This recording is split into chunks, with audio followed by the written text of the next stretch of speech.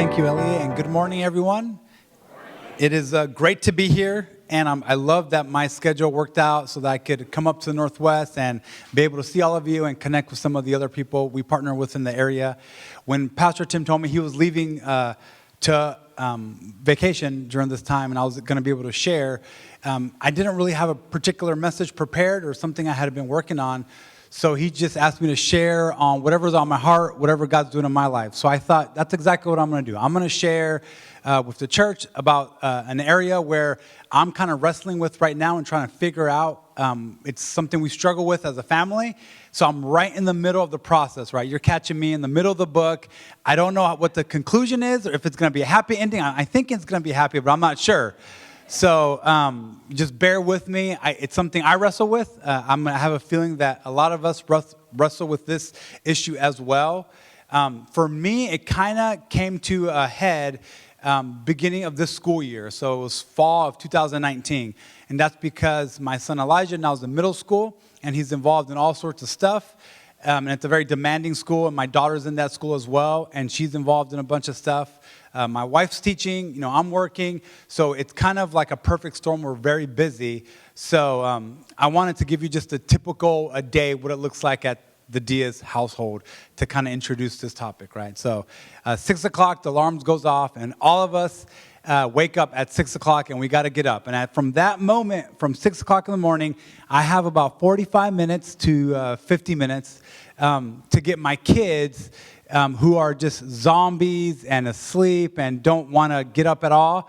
I have to get them and make them presentable for society. And I got about 45 minutes to do that. So I got to rush, and I got to say, hurry up, get ready, brush your teeth, make sure you comb your hair, make sure you brush your teeth. I have to remind them a ton of times to brush your teeth, they'll forget. Make sure you brush your teeth, eat breakfast. Depending on how much time we have, it might be a hot breakfast, it might be just a granola bar on the go. Get your book bags ready. Is your homework all there? Get dressed in your uniform. Get ready for school. Hurry up, we got to go. Hurry up. And it's just a rush, right? And then, okay, get in the car. Everyone get in the car. And then suddenly, that's when they start remembering, right when the car's on. Oh, today I need glue sticks for school. Okay, hurry up and get a glue stick. Elijah says, oh, I have to print this homework assignment. Okay, hurry up and print this homework assignment. And all of a sudden, we're like, okay, get in the car. Hurry up. We're going to be late. And we have a countdown. We have Alexa, which is a countdown that goes, 10 minutes, 5 minutes, 3 minutes, 2 minutes. Hurry up. We got to go. So finally, we get in the car, and I'm like, okay. Isabella says, I forgot to brush my teeth. Oh, I reminded you 10 times. Just chew this piece of gum. We'll make that work. And just go. We got to go. And then we fight through carpool, right? And it switches from a game of a time bomb about to go off. We switch to the game of racing and NASCAR, and I'm rushing through all the different lights, fighting through traffic because I have to get through carpool. The school designed a carpool that's like the most ineffective way possible. So we're waiting in line there. We wait. Finally, everyone's kind of grumpy by this point because we've been rushing everything. My daughter whistles all the time, and it sounds cute, but after a while, it gets on your nerves. So she's been whistling the whole car drive. Elijah's mad because he forgot his iPad. I'm mad because my coffee's on the counter, and I missed it on the way out. So we get there, the door opens for a carpool. I kick him out. I'm like, good riddance. I'll see you guys in a few hours, but I love you too. And then I rush to work. And my job, I'm going from one meeting to another, one issue to another, one emergency to another. And I love it. It's awesome. But it's just nonstop. Then we rush back. Elisa's off at work. We rush back home. We pick up our kids from aftercare. We drop them off. Elijah's got sports. Isabella's got gymnastics. And Lisa's got to make dinner. Then I rush and I go and pick them up. And I'm like, hurry up. Okay, eat dinner. Eat quickly because we got homework to do. Okay, how much homework do you do? Okay, let's get to it. Hurry up. It's almost bedtime. We're running out of time. Okay, now it's bedtime. Now go to bed. Just to do it again when the alarm goes off at 6 again. And I love it. I'm not complaining. Those are all good things. My kids are in great schools. We got great activities, and I love the job, and Elise does too, and all of it. But the issue is, at the end of that day, where was God? Like, did I make space for God? Am I involved in so many good things that I've pushed God kind of out of the equation, right?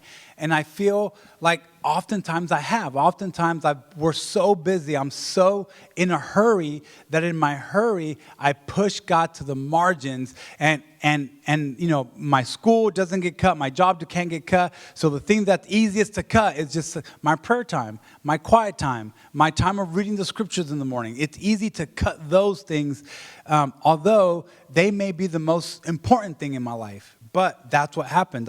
It's easy to go from one meeting to another and not make any space for God. So I'm wrestling with this. We're figuring this out. We're a busy family, and the last thing I want is for my kids to get the best education possible and to be involved in all sorts of great things, but miss out on the emotional and spiritual health plan that God has for their lives. I want them to know that God is a good and beautiful God, and to have that real relationship with Him, because they're going to face challenges that they're going to need to cling to God to, and I want them to know that God is there for them. So the last thing I want to do is to squeeze God out of their lives. So how do I do that? How do I make space for God? So I'm just going to share what I've been doing and how this has been kind of resonating in my life. And I'm hoping that as we see that hurry is an issue, we can try to make our own steps to make space for God in our daily lives. So Dallas Willard, who's one of my favorite authors, probably the most influential author that I've read in my own personal life. There's a story where he was kind of mentoring this guy named John Ortberg, who's another famous Christian author and a pastor. And John Ortberg had just gotten a job at a very prestigious church and was getting busy. And he called up Dallas Willard and said, Dallas Willard, I'm about to take this new job, but I want to make sure that I make space for God in my life. I want to make sure that I'm still following Jesus. What do I have to do to avoid the temptations out there and to make sure I don't fall and make sure that I stay on the right path and keep Jesus at the center of my life? And there was a long silence on the phone, and then Dallas Willard says this, John, you must ruthlessly eliminate hurry from your life. And John's like, ooh, that's good. I'm going to write that down. Ruthlessly eliminate hurry from your life. Good. Okay, what's next? What's next? And Dallas said, that's it. That's all you have to do. Just ruthlessly eliminate hurry from your life. And he said that hurry is the great enemy of our spiritual lives. And in hearing that story, I had two equal opposite reactions. My first thought was like, really, of all the great enemies out there, hurry is the number one enemy? There's so many other things out there. There's, addiction and, moral failure and greed and all sorts of challenges out there. Really, is hurry really that big a deal? But at the same time, deep inside, I kind of resonated with that. I think there's something to that. I think that hurry can be an enemy. And in my life, it has been an enemy to my spiritual growth, to my calling with God. And for all of us, I feel like hurry can be an enemy. And the more and more I've researched this and studied this and applied it to my life, I've realized that I think hurry might be the issue that's underneath all the other issues. One of the reasons we're so, we have chronic anger out there is because we're often in a hurry, right? Low-grade anxiety, depression, outrage culture, secularization, materialism, mental illness, violence, digital distraction. Maybe the issue underneath all those issues is that we're living from one thing to another and we're hurried. Look at this phrase. When someone's moving really, really fast, there's an expression that says you're moving at breakneck speed. Think about that for a second. We just use it nonchalantly, but that should have given us a clue. We're moving so fast that if we fall or we make a mistake and we don't hit our deadline, it's breakneck. We're going to break our necks. So something is off there. Carl Jung, who's the guy who kind of developed the Myers-Briggs, the INTJ kind of profile stuff. He's not a Christian, but he said this, that hurry is not of the devil, hurry is the devil. And so it's interesting that from both sides, you look at the Christian side, but you look at the secular side too, they all agree hurry is an issue. It's hurting us, and it's having effect on our soul. In fact, it's going to the point now where physicians, they can diagnose you with this, hurry sickness. It's a real disease now, and here's the symptoms of hurry sickness. malaise, chronically short on time. I feel like I suffer from that. I'm always short on time. I never have enough time. Always gets flustered. That's hurry sickness, right? So some of the symptoms you might have, and these are not sincere, but when you're at the grocery store, do you move from one checkout line to another depending on how fast you look at who's at the register? Oh, that's a slow person. I'm going to go over here. And now I do the self-checkout so much faster because I can just zoom through it. When you're pulling up to a stoplight, a red light, do you count the cars that are each lane and say, okay, no, but that looks like a slow driver. I'm going to move. And you're moving lanes back and forth. When you're multitasking, do you forget one of the tasks? Like you walk into a room and you're like, what was I doing? That's a sign you might have hurry. You accidentally put your clothes on inside out or backwards. I thought no one really does that until Elise literally wore her sweater backwards to school because she was such in a hurry. So I guess it does happen. But you think about it, when you ask your friends or neighbors or you catch up with a family member, how's it going? Good. Busy. Isn't that often the case? Doesn't everyone just say busy? Oh, it's going great. How's your summer vacation? Oh, it was great, but busy. How's your Christmas vacation? Wonderful, busy. How's anything? Busy. It's just something we all say, right? And I think that this is something that I've noticed. It doesn't matter what class you're in. You could be upper class, middle class, lower class. All classes are busy. It doesn't matter what ethnicity you're in. You're busy. It doesn't matter if you've been educated, you got a college education or no education. You're feeling busy. You could be young or old, and everyone is just busy. And I know there's different types of busyness, right? There's a type of busyness where, you have a lot to do, and you're not wasting your time on like social media or video games or Netflix or stuff like that, but instead you're dedicating your precious commodity on what really matters, and that's great. And, by that definition, Jesus was busy because he was busy doing what God wanted him to do. But that's not what I'm referring to now. What I'm referring to is the kind that I have, and I think it's far more common. It's when you have too much to do. Pathological busyness. And that's when you're in a hurry. And here's the challenge to that. Here's what's hanging in the balance. There was a study done by Dr. Michael Zigarelli, and he did a 5-year study. It's the largest study of its kind.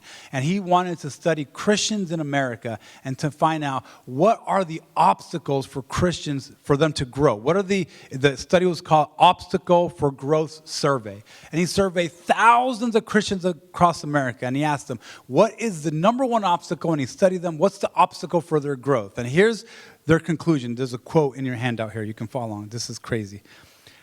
The primary obstacles to walking as Jesus did is today's frantic pace of life.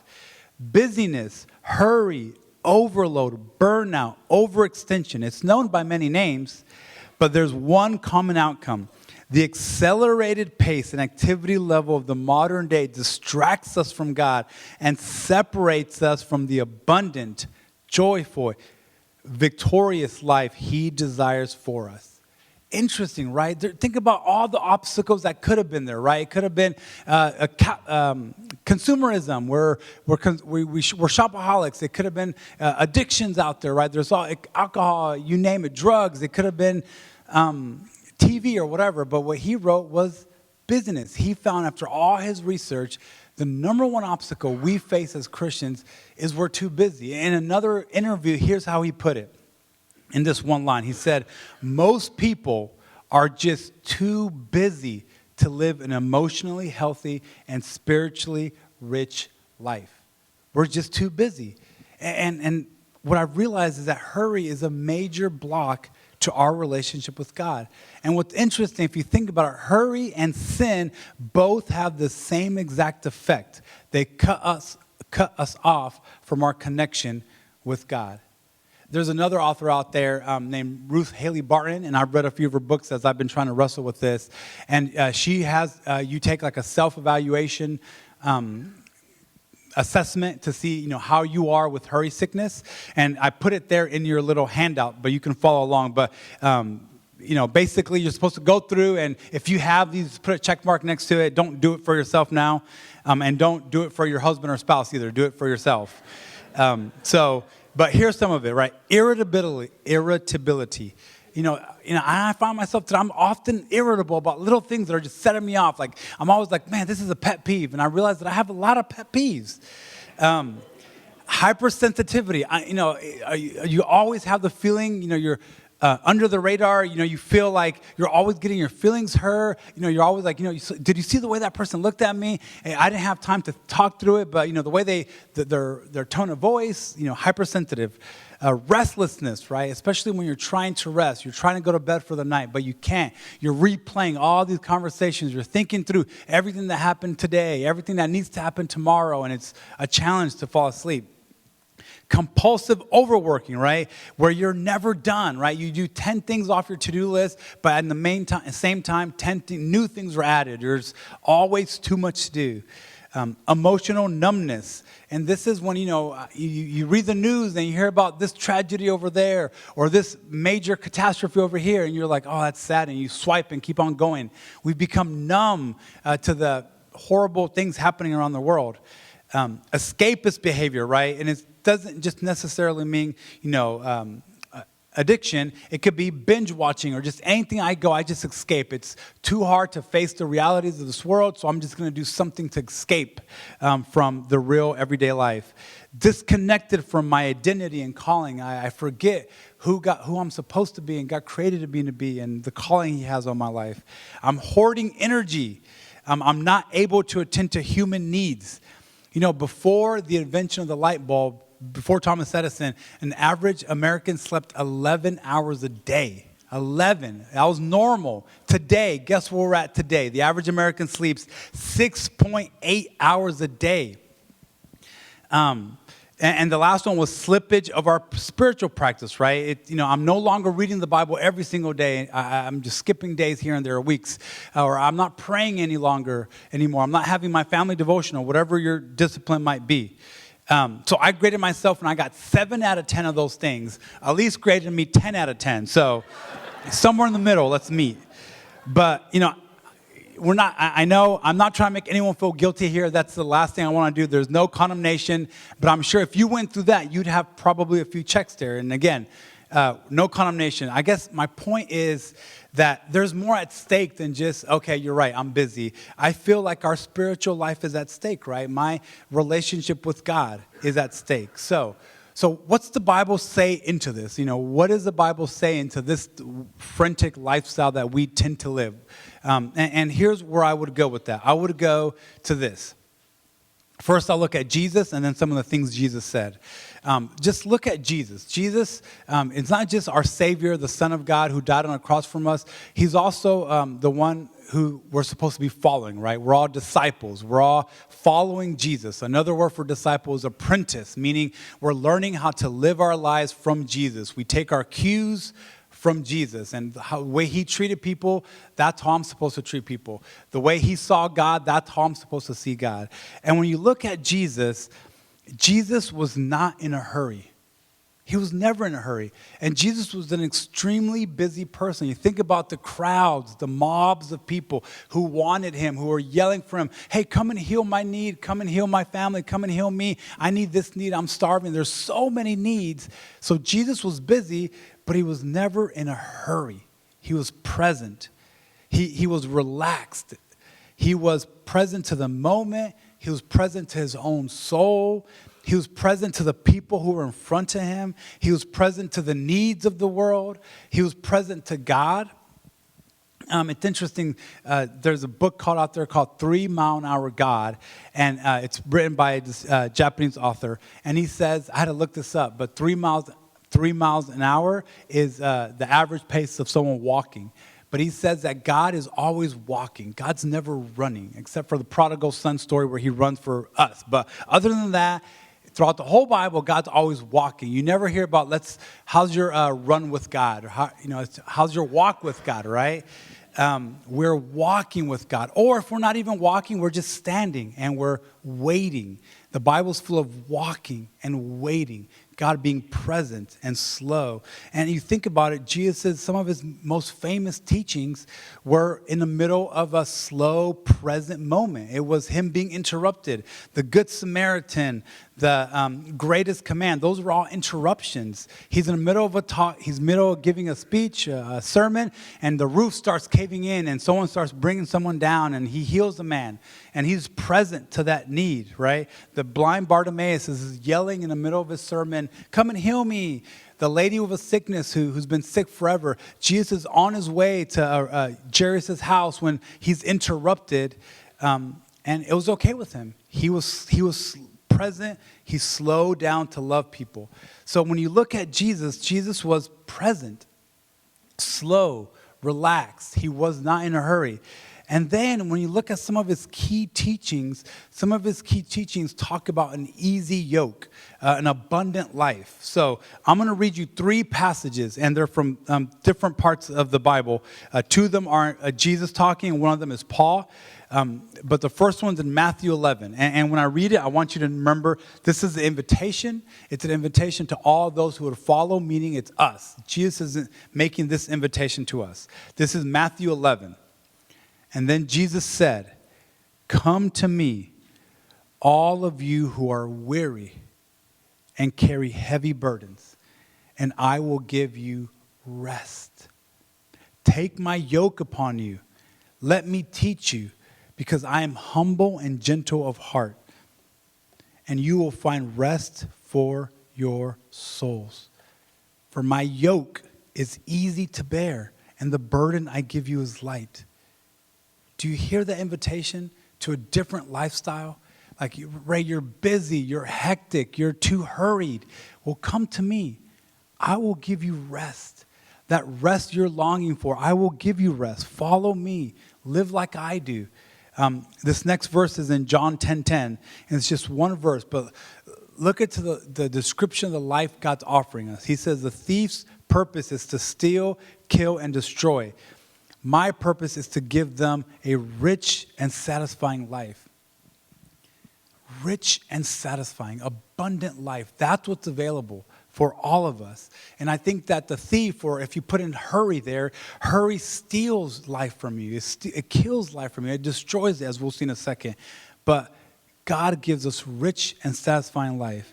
And then look at Paul. In Galatians chapter 5, Paul, here's what he says about us. The Holy Spirit produces this kind of fruit in our lives. Love, joy, peace, patience, kindness, goodness, faithfulness, gentleness, self-control. There is no law against these things. Now think about this. Those first 3 ones there, love, joy, and peace, those are what life in the kingdom of God is like. And these are supposed to describe us. And all of them do, all fruit of the Spirit. But these 3 are ones that are actually throughout the entire New Testament. This is the life, as an apprentice of Jesus. Your inner disposition is that of love and joy and peace. Those words describe the people we're supposed to become, right? And here's the thing. Think about this. All 3 of those are incompatible with a hurried life. You can't be loving and hurried at the same time. You can't be joyful and hurried at the same time. You can't be peaceful and hurried at the same time. All 3 of those are compatible with the hurried life. It's like oil and water. They do not mix. And you think about it, God, what he wants from me and he wants from you is to be a person who's defined by love, joy, and peace. So that when people look at us, they're like, wow, that person is so loving and so peaceful and so joyful. But hurry sabotages our capacity to love people and to receive love. Think about it. You know, when we talk about our relationship with God, to receive love from God, we often talk about having a personal relationship with God, right? It's very common to say, yes, I'm a Christian. I have a personal relationship with Jesus Christ. But you know what a personal relationship with Jesus means and what it requires? It requires time. Lots of time. And, you know, when you think about your own life, you probably only have a handful of deep intimate relationships, right? Why? Because they take time, right? It takes time to have a deep friendship with someone. It takes time to form these deep, lasting relationships. You know, there used to be a cliche out there that love is spelled T-I-M-E, time. But it's true because there is no life hack for love. There's no life hack for a deep, honest relationship. You think about kids. Kids don't schedule love, right? My daughter doesn't say, Dad, can you love me at 3 p.m. on Thursday? She doesn't do that. No, she just barges in and interrupts everything. She doesn't matter if I'm on the phone, if I'm in the middle of a meeting. She's just going to walk in and demand my attention, my love, she wants me to love her in that moment. And that's what love requires. Love requires time. Depth of relationship is fostered over unhurried time. And that's what hurry does. Hurry sabotages that. Think about my worst moments, probably yours as well, are when I'm in a hurry. When you're in a hurry, you're stressed out, you're yelling. I'm not that sarcastic of a person, except when I'm in a hurry. When I'm in a hurry, sarcasm just comes out of my mouth, left and right. And when I'm in a hurry, I'm like, hurry up. I'm honking the horn. I'm yelling. I'm saying, come on, we're going to be late. Who cares about that? Just leave him. Leave that man behind. We got to go. But that's not love. Like, when Paul is describing love in 1 Corinthians 13, what's he say? Love is patient. And when I'm in a hurry, I'm not patient. And I'm also not kind, obviously. I'm sarcastic. So love is patient. Love is kind. Hurry is in a rush. Hurry is sarcastic. Love and hurry do not mix. But it's the same thing with joy. Throughout the Bible, but even outside of the Bible, everyone agrees that the key to happiness, to joy, is being present to the moment. And for us Christians, it means being present to the reality of God, present that there's a good and beautiful God who loves us, and being aware of Him on the day-to-day moment. And when I'm in a hurry, it's easy just to forget about God and not be present to Him and to His presence. And peace, think about it. When you're in a rush and you're driving fast and you're going to be 15 minutes late to a meeting, do you feel peace in that moment? Do you feel God's shalom in your life? Probably not, right? And I don't either. When I'm in a rush and I'm running late, the last thing I feel is peace. I feel anxiety. I feel stress. Love, joy, and peace, the things that are supposed to describe us, hurry messes with them and doesn't allow for them. So we have to make space for Jesus. We have to make space for God and allow those things to become us. So how do we do that? And again, I'm right in the middle of this. I don't have a solution. So I'm just going to tell you what I'm doing. And I'm trying to work on this, and hopefully some of this will resonate. I listed out a couple things there, but I'm just going to focus on one as we close here, okay? So let me just say this first. The solution is not more time. Because if we have more time, guess what's going to happen? We're just going to fill it up with more things to do. So the solution is not more time. I think the solution is actually the other way around. It's to simplify our lives around the things that matter most. You need to identify in your life, what are the things that are most important to me? So like in my case, it's my relationship with God. My faith is utmost important. My wife, my kids, my calling, my job, all that. Those are the things that are most important to me. So I want to simplify my life around those things. I want to be busy for them, but not to the point where I have too much to do and I ignore those things in my life. So what that means for me is I need to slow down. If I want to be a person who's loving, joyful, and peaceful, I need to slow down and make space for God. So this is a challenge. You have to resist it. Usually when I say slow, I think of that as like a pejorative thing. Like if someone's not that intelligent, what do we say? Oh, that person's slow. If we're at a restaurant and the service is bad, what do we say? Oh, the service is slow. When a movie's boring or long, oh, this movie is slow. So we have to resist the idea that slow is a bad thing, because it's not. God is slow. Love is slow. So I want to slow down and make space for God. So here's what I recommend. Number one thing, the book that's most rocked my world with this is called The Ruthless Elimination of Hurry. And it's a great book. and I encourage you guys to read it. So if you're resonating and you feel like, yes, this is something I struggle with, I would highly encourage you to read that book. And I think that will guide you through a lot of the steps that Elise and I, there's a workbook that we're working through on how to apply some of these principles to our life.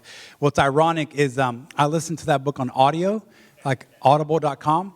And when I listen to Audible, I listen to at 2.0 speed, so it's really fast. So it's kind of halfway through the book, I realize the irony that this book is telling me to slow down as I'm listening to it on super, super fast speed. But that being said, I have bought the book since, and I'm reading it on regular paper now. So recommend that book, Ruthless Elimination of Hurry. But here's the one thing that I've done, that I'm doing on a daily basis, that I'm going to encourage you to do because it forces you to slow down. And it's silence and solitude. So for me, I'm doing 5 minutes, and it seems like a marathon. Some people do 15 minutes, 20 minutes. Some people do an hour. They're crazy. I just want to do 5 minutes. And I'm going to encourage you to try for 5 minutes starting tomorrow, this whole week. Just try 5 minutes. And here's what that looks like. It means 5 minutes before my craziness starts, 5 minutes before the day starts. You might do it during the day, whatever works for you. But for me, it means I have to wake up before my kids are up, because once it starts, it's going to be crazy. So I know that I have to do it before. So I spend 5 minutes in silence and solitude. That means I'm not reading, I'm not listening to anything. I'm just me and God, and I bring a cup of coffee. So me, God, and coffee, but forget the coffee, just me, God. And I'm just there for 5 minutes, and I make myself slow down. And everything in my body is telling me, oh, I'm going to have a crazy day today. Oh, I got 5 extra minutes. Let's go ahead and check your email. Check your text. Whatever happened last night. What happened in Kenya last night? What happened in India? Go and find out. But I resist the urge to do any work. I just sit down, and I'm just there with God, and I'm aware. And I'm present to the moment. I'm present to God. And I'm inviting him. I'm making space for him. I'm carving out time for him in my day. And I'm letting him know I don't want to go the rest of the day without God. I want him there. The challenges I'm going to face, I need God for those challenges. The challenges my family is going to face, my kids, my wife, we want God walking alongside us. So today, I'm setting aside this time, God, because I want to make space for you. And those 5 minutes, it seemed forever. I would set a timer on my phone, and I swear that I thought my timer was broken because 5 minutes seemed like an eternity. I kept on checking, and only a few seconds had gone by.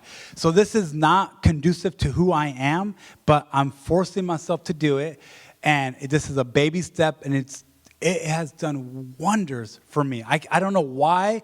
It's easy for me to read. It's easy for me to listen to worship music or a podcast or a book. It's really difficult to sit there in silence with God. But it's made me slow down and become aware of what I'm struggling with, what's preoccupying me, why am I anxious, what's the issues I need to fix, what are the things I need to be aware of, where do I need God most? And it's been beautiful. So I'm going to encourage you guys to slow down and make space for God by spending 5 minutes and just try it for a week and then see what happens. See if you feel better emotionally, spiritually, if you feel more space for God. But I feel like that's the key thing, is to identify the essentials, priorities of your life, focus around them, and then get rid of all the other stuff that's drawing them out. So I'm going to close us in prayer. Before I do, I want you guys to close your eyes with me, and I want you to hear God's invitation one more time. Here's the invitation. Before you think I'm crazy and you don't do this quiet thing, here's the invitation from God. Okay, you can close your eyes. Come to me, all of you who are weary and carry heavy burdens. I will give you rest. Take my yoke upon you. Let me teach you, because I am humble and gentle at heart, and you will find rest for your souls. For my yoke is easy to bear, and the burden I give you is light. Dear Father, starting with me, I want to be intentional about making space for you in my everyday life. And I wrestle with hurry. It's easy for me just to fall into this trap and this pattern of going from one thing to another while ignoring you. But at the same time, I hear your invitation to all of us to follow you, to give up this way of life, this frantic obstacle from you, to give up to hurry and to slow down and to carve out space. So I pray for all of us as we try this 5-minute practice of silence and solitude, something would awaken within us. You would ignite something fresh and new within our hearts, that we would sense you and see you, the reality of you in our everyday lives. That these 5 minutes will become precious in our lives because we're making space. And then from that, you would renew a fresh hunger for your word, a fresh hunger to listen to worship, a fresh hunger to think about you and focus on you and see that you are the good and beautiful God, and that you have something special for us. So I pray that we may resist the temptations to be busy, and instead we would be slow, make space for you, and now allow love, joy, and peace to penetrate deep within our hearts. We thank you, Jesus, for what you're doing in our lives. Thank you that you don't give up on us even when we're busy, and that you're going to walk alongside us. It's in your name we pray. Amen.